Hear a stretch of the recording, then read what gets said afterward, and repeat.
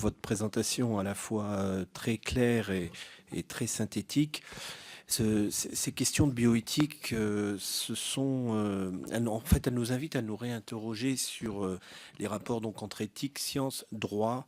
Vous l'avez rappelé, car in fine, il y aura bien production d'une norme, même si l'on veut y échapper ou en tous les cas être vigilant sur cette question, conforme à une visée collective et contextualisée, donc en ce sens éminemment politique.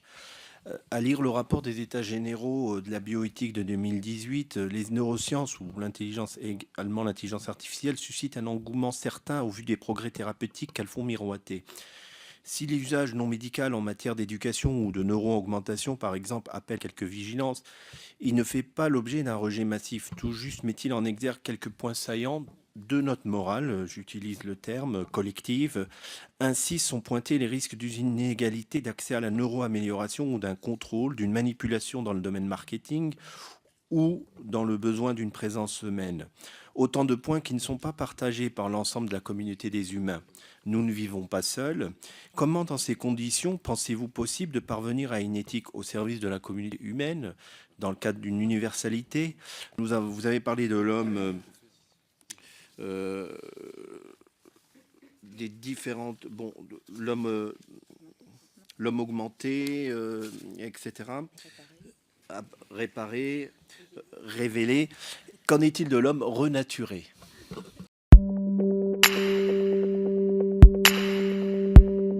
Il y a des choses qui me gênent un petit peu, notamment les glissements sémantiques concernant la personne humaine.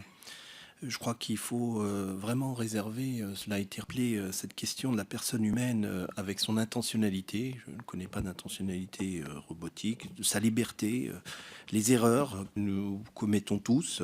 Et il y a une vertu à commettre des erreurs.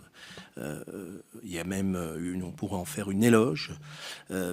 Et de notre responsabilité. Tout ça, c'est lié. Ne faut-il pas rappeler aussi que l'intelligence pour notre société des hommes s'écrit au pluriel? Il y a des intelligences, notamment l'intelligence du cœur, l'intelligence collective, l'intelligence de la main, qui est prolongement de l'esprit. L'idéal d'une vie sans erreur, sans accident, ne risque-t-il pas de contenir une vision perfectionniste et donc inaccessible dans les faits réels et de s'éloigner de l'essentiel qui font notre rapport aux êtres, aux choses, au monde, c'est-à-dire la relation? Merci.